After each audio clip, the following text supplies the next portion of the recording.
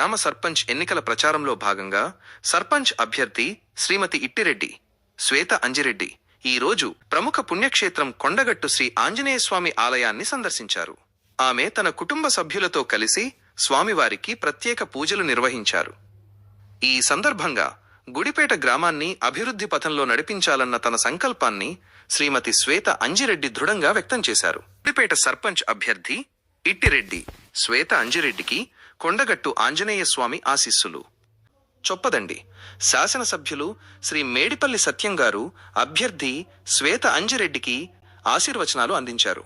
ఈ సందర్భంగా అభ్యర్థి గుడిపేట గ్రామ ప్రజల సమస్యలు, గ్రామాభివృద్ధి అవసరాలు మరియు భవిష్యత్తులో చేపట్టబోయే కార్యక్రమాల గురించి ప్రజలతో వివరంగా మాట్లాడారు. గ్రామ ప్రజలకు ఎల్లప్పుడూ చేరువగా ఉంటూ వారి ఆశయాలకు అనుగుణంగా పారదర్శకమైన నాయకత్వాన్ని అందించడమే తన ప్రధాన లక్ష్యం అని ఇట్టిరెడ్డి శ్వేత అంజిరెడ్డి స్పష్టం చేశారు.